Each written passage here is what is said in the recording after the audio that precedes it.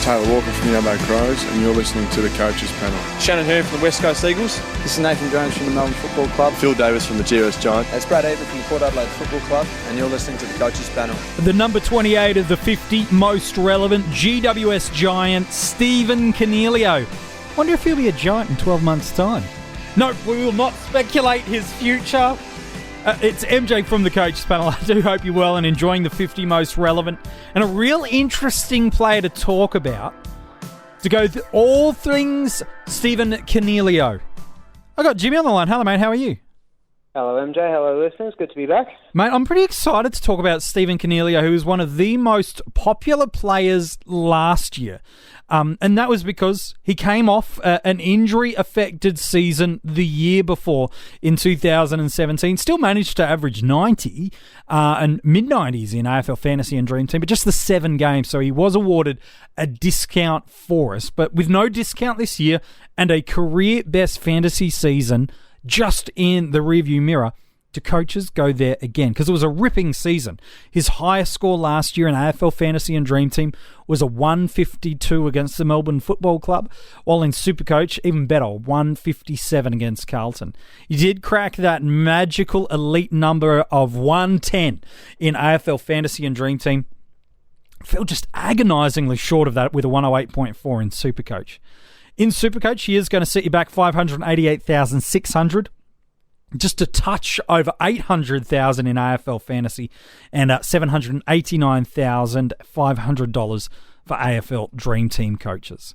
It was a career best year for Stephen Coniglio. 28 possessions, 11 of those contested, 17 uncontested, 7 score involvements, 5 tackles, 5 clearances, averaged 4 inside 50s a game and a goal a game. In fact, 6 of his games last year he scored 2 goals or more.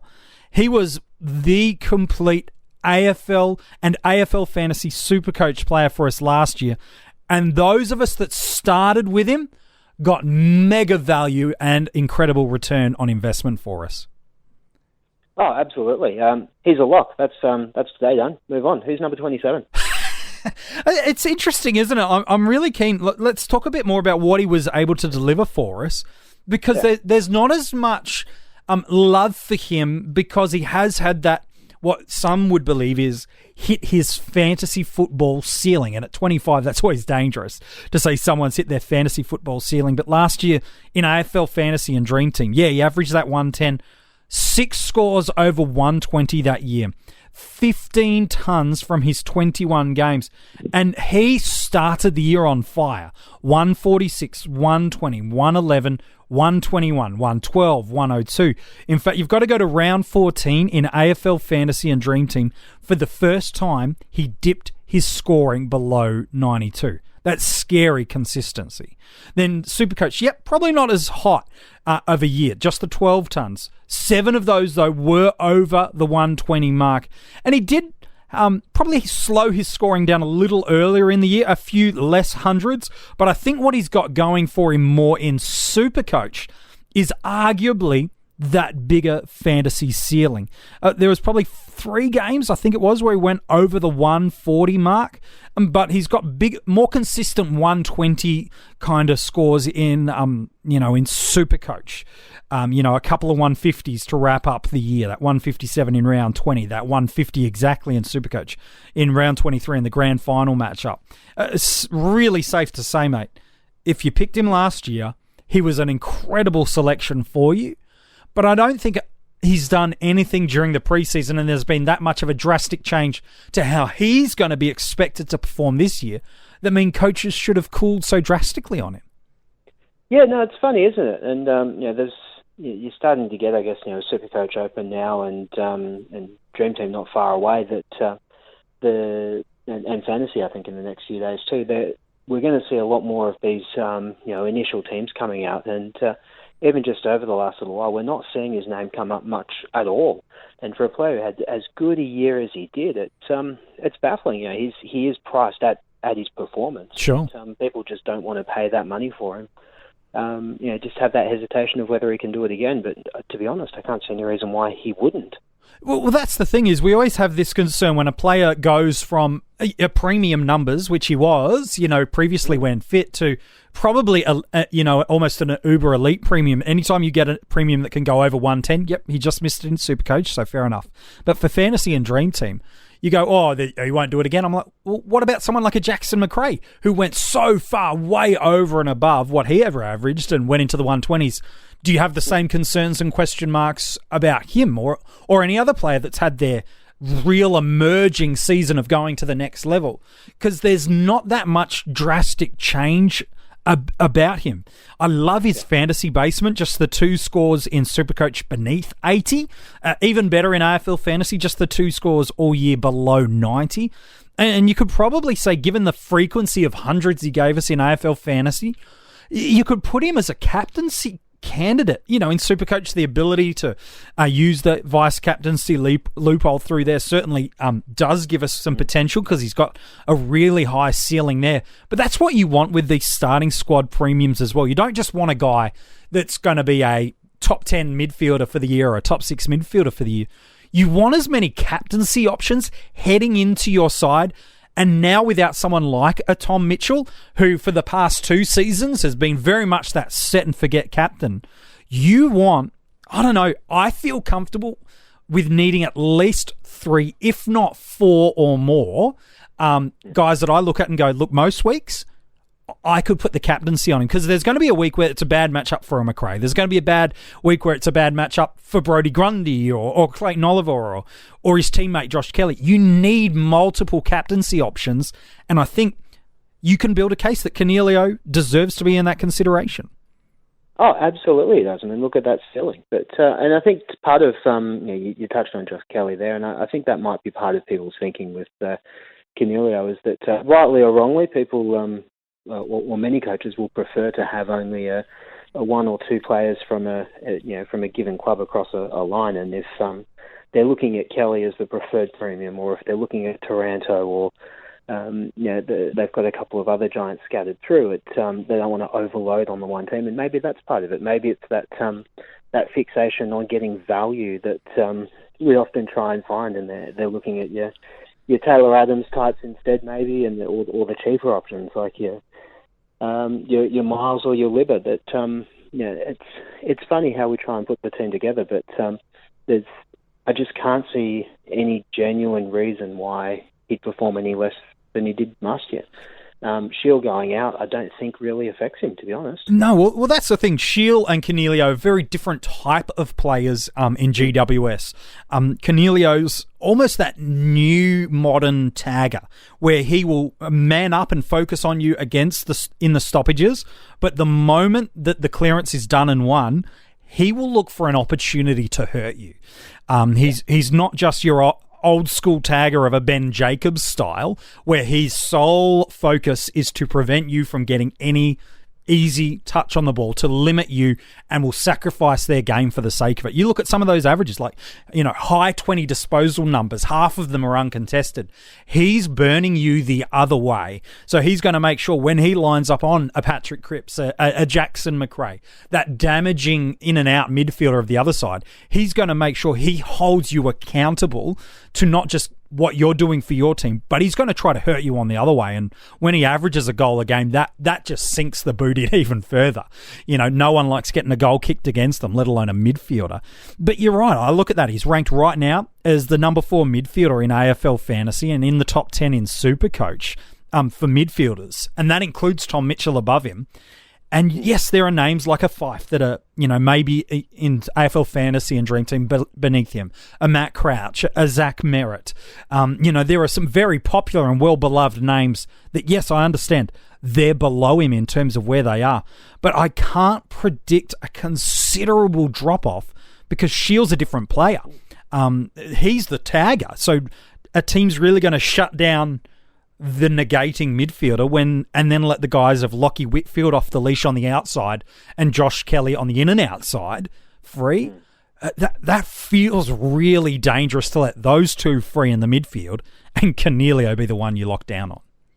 Yeah, no, I can't see that happening too much. And we'll be proven wrong at some point, I'm sure. But, yeah, and he does have those, like you mentioned, the couple of games below that 80-90 mark, and they do hurt when they come, especially if you've got him as captain. But that ceiling on the flip side of it, and that general consistency for 16 out of 22 weeks of the year is, I think makes him well worthwhile having as an option. So I don't think it's as much that you have to lock him in, much as I said earlier, but I think he has to be in that conversation of who you're going to pick instead of Tom Mitchell now. Well, and it is an interesting bye round that he finds himself on, round 14, the final of the bye round, so that does bode in his favour.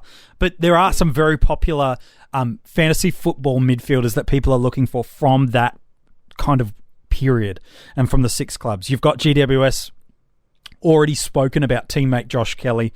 Richmond, especially in Supercoach, there's a lot of love bubbling away in the fantasy community, especially in Supercoach for Dustin Martin. It is there for AFL Fantasy and Dream Team, but more so in Supercoach. Carlton, Patrick Cripps looks, again, a likely top couple of midfielders. Then Adelaide, throw the list over a couple of names there, like the Crouch brothers and Rory Sloane. And even in Gold Coast, someone like Anthony Miles is getting a lot of love, granted not a premium, but another one from that line. And so these are obviously variable factors that people have to put in place. Can he go 110 again in AFL Fantasy and Dream Team? Can he push it a little bit higher in Supercoach? Can he not? What's the buy structure? Who do I perform more? These are all factors in place. And if you're not confident that he's going to be able to deliver at least what he's done again in 2018, then upgrade target him. But if you are looking for something unique that's got some captaincy potential about him, given his ceiling, and you contrast the amount, you can check in the article, I've contrasted some of the amount of hundreds he gets opposed to some of the others that are around his price point. He's right in contention for frequency of hundreds. So, yeah, he may have only had 15 or 16 or whatever it is in fantasy, but that's right in the conversation of a lot of the big midfielders. Yeah, absolutely. Where would you take him in the draft, MJ? Well, that's the interesting one, because on a rankings point right now, he should be in the top 10 midfielders selected. But I think I can see him drifting a little beneath that, definitely in Supercoach and possibly in AFL Fantasy. Obviously, Mitchell comes out. I think Andrew Gaff slides maybe half a round to a round later than he should due to missing the opening rounds of the year. It's where people start to rank guys like Dane Beams, where they start to rank Matt Crouch, Angus Brayshaw in for Fantasy and Dream Team, where they start to put Zach Merritt. Do they believe he's going to go and deliver more for them? I think he's likely to go as early as the second round, but no later than the third round. It is kind of my reading on it at the moment. I don't see anyone jumping really big and early on him in round one, regardless of the format, because I think people, once they get the McRae's, the Cripps, yes, Coniglio is right up the top of that, but I feel like people will trust the name currency or the attractive hype that these guys are getting in the preseason more, and then try to get him as their second midfielder, or once they lock in a Laird or Grundy or Danger with their first round pick, I'll go and pick Coniglio up on my second round selection there. What's your take, man? Yeah, look, I tend to have him a little higher. I think it's he's, because of what he did average last year, and people will be looking at that when they're choosing their first and second round players. There will be those that are clearly taken ahead of him. There's no doubt about that, and people will be looking at the premium options on other lines rather than just great midfielders. So your top couple of defenders, your Dangerfield up forward, your Grundy, of course, and probably Gawn in the rucks may all go before him. But I think once McRae's gone and people are weighing up, okay, do I want Cripps or do I want Oliver or do I want Coniglio? He's in that frame of conversation, and so I think in most drafts he's probably going to go late first round. Yeah, right. And if not, then certainly early in the second. Someone who did pick up a forward or a defender or a ruck in the first round will jump all over him as their first mid in the second, I think, and that's a huge win if you can nail that. Yeah, it's going to be fascinating because every coach treats a draft differently and how they look to do it. And if there are play often, salary cap formats of the game, which for me right now, Coniglio is kind of an upgrade target. I don't have him in any of my starting squads, but he's right in contention as an upgrade target. It is fascinating to see that because he's not getting much attention, he may slide under the radar. And then the guys, as we've spoken about, the Cripps, the Olivers, the Crouches, the Fight, these guys that are ranked below him in terms of where their average point is, may go ahead of him. I'd be fascinated to see where he does go in drafts, because getting him as a late first-round selection, I don't think is a bad place to pick him. But I'd be intrigued to see how many midfielders go early this year, because I think people are going to pay a premium to get the Lloyd and Laird. I think they're going to, Dangerfield, I don't see any draft where he's not gone in the opening handful of selections, similar with Grundy. So that's the real fascination. I agree. I think he'll be gone before the end of the second round, but there may be some drafts where they go heavy on other lines and you could get him early third, and that would be as late as he goes. Oh, that would be astonishing. Wouldn't it? Yeah. But you could see that happen. You could see people with the kick-in rules kicking in, people jumping earlier than they should on defenders. You could see them desperately locking in that top-tier forward, wanting to get that big ruck. So every draft is different, but yeah, I think he's a top 20 selection, but you may get lucky. Maybe I'm just being optimistic. Yeah, look, if you can nail it, well done. But I think he goes a touch earlier just based on form. And in a draft, that name currency on that, when you're picking that initial isn't quite as much an issue as I think in a Dream Team or Supercoach fantasy type option where you're picking these guys on the basis of trying to find value compared to, and how you're spending your money across the team as a whole. And in that favoritism, and in a draft though, when you're looking at it and you've got the choice of a guy who did just go 110 versus a guy that went 100, but you think he probably goes 110. Yeah. More often than not, and especially a player like Coniglio, I think will. If he goes past the mid-second round, I think it'll be a bit surprising, hey?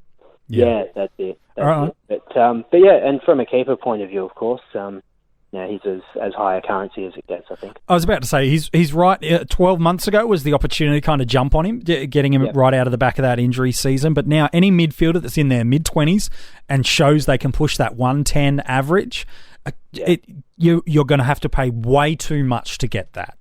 And it's not worth going after that. If you're an owner of Coniglio, the only reason you're getting rid of him is because you are desperate to fill a mega premium in another line and get probably something else. I just don't know why you'd do it. I just don't know why you'd do it. Hey, man, appreciate your thoughts today on Stephen Coniglio.